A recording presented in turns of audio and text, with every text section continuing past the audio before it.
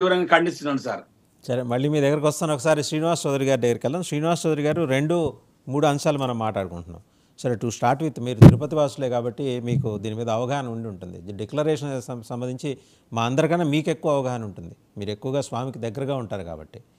ఎవరైనా రావచ్చు, దర్శనం చేసుకోవచ్చు, ఆశీర్వచనం తీసుకోవచ్చు, నథింగ్ రాంగ్ ఇన్ ఇట్. కానీ డిక్లరేషన్ ఇవ్వటం అనేది ఒక సంప్రదాయం ఉంది కదా తిరుమలలో. అది ఎందుకని వెంకయ్య చౌదరి గారు మర్చిపోయి ఉంటారు, జేఈఓ గారు? అంటే ఆయన కాదు, వారి తోడలుడు ఆయన శిలువరాజు గారు ఆయన పేరు. ఆయన ఒక కాలేజ్ ప్రిన్సిపల్ కూడా, మంచి అకాడమిషియన్, మంచి క్రైస్తవ సమాజంలో మంచి గుర్తింపు ఉన్న వ్యక్తి ఆయన. చౌదరి గారు నమస్కారం. మొదట మీకు డబల్ నైన్ టీవీ ప్రేక్షకులకి, అలాగే ప్యానల్ లో ఉన్న బీజేపీ నేత కిరణ్ గారికి, వైఎస్ఆర్ లక్ష్మణరావు గారికి, అలాగే మొత్తయ్య గారికి నా నమస్కారం. తిరుమల తిరుపతి దేవస్థానం నిత్యం హరినామస్వరంతో మారుతుంటుంది. మాకు ఉదయాన్నే రైల్వే స్టేషన్ దగ్గర నుంచి, బస్ స్టాండ్ దగ్గర నుంచి కొండెక్కే వరకు స్వామి వారి యొక్క భక్తనామాలను ప్రకటిస్తుంది. మాకు కూడా చాలా మనశ్శాంతిగా ఉంటున్నారు కలిపి. గత 5 ఏళ్లుగా విధ్వంస పరిపాలనలో భాగంగా తిరుమలని ఒక వ్యాపార సంస్థగా మార్చేశారు. గతంలో సోనియా గాంధీ గారు వచ్చారండి, ఆవిడ కూడా క్రిస్టియన్. ఆవిడ డిక్లరేషన్ సంతకం పెట్టి వెళ్ళారు. ఇలా చాలా మంది శ్రీలంక నుంచే మంత్రులు కానీ, అలాగే వాళ్ళ ప్రైమ్ మినిస్టర్లు కానీ, విదేశీయుల నుంచి వచ్చే కొంతమంది విదేశీయులు కానీ, రష్యన్స్ కానీ, అమెరికన్స్ కానీ, లండన్ నుంచి వచ్చేవాళ్ళు కానీ చాలా మంది ఖచ్చితంగా స్వామివారి యొక్క భక్తి నియమాలు మేము అంగీకరిస్తున్నాం, స్వామివారి మాకు గౌరవం ఉంది, మేము దర్శనం చేసుకుంటాం అని చెప్పి డిక్లరేషన్ సంతకం పెట్టేసి పోతాం. అది ప్రపంచాన్ని చల్లగా చూస్తున్న వెంకటేశ్వర స్వామికి భక్తిపూర్వకమైన రెస్పెక్ట్.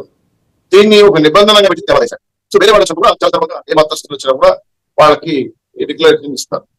ఇది కారణం ఏంటంటే హిందూ మతాన్ని గౌరవిస్తున్నాం అని.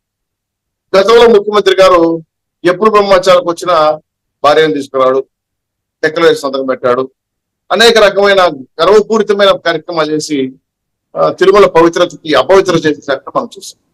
అలాగే కొంతమంది పీఠాధిపతుల పేరుతో వచ్చిన చేసి విజృంభణ చేసిన వాళ్ళు కానీ, అలాగే అన్యమత ప్రచారాలు కొనమి జరిగినప్పుడు కానీ, అనేక సందర్భాల్లో టీటీడీ భక్తి ఛానల్లో వచ్చినటువంటి దుర్మార్గమైన స్లోగన్స్ కానీ, కొన్ని ఏకంగా ఫోరెన్ వీడియోలు కూడా వచ్చేసాయి.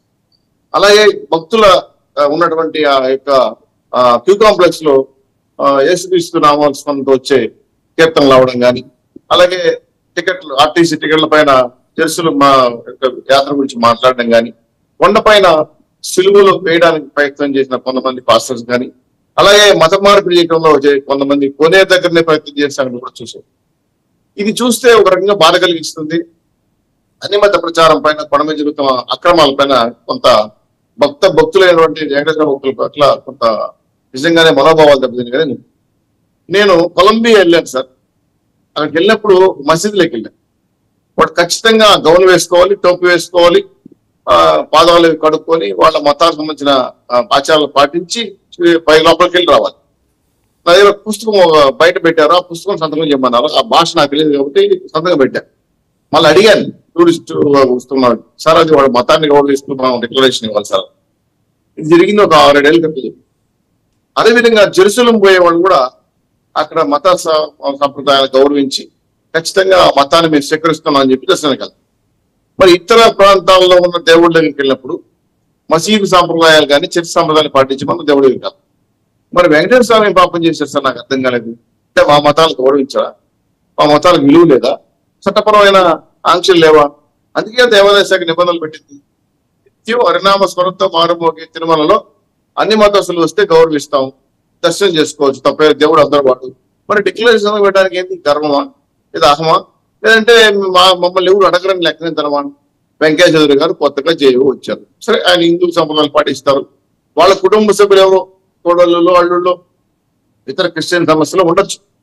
మా బావగారు, మా బంధువు జేఈఓ అడిషనల్ ఈవోగా ఇచ్చారు కాబట్టి మేము సంతకం పెట్టము, లేదంటే పెట్టనివ్వలేదా? ఆల్రెడీ అక్కడ ఇంకా చాలా వ్యవస్థల్లో మార్పులు జరగలేదు కాబట్టి ఇంకా కొంతమంది పాత సంప్రదాయాన్ని కనపడుతున్నారు. వాళ్ళు ఏమైనా మిస్గైడ్ చేశారా? అల్టిమేట్ గా అయితే క్వశ్చన్ చేయాల్సింది వెంకయ్య చౌదరి గారు. ఎందుకంటే కొత్తగా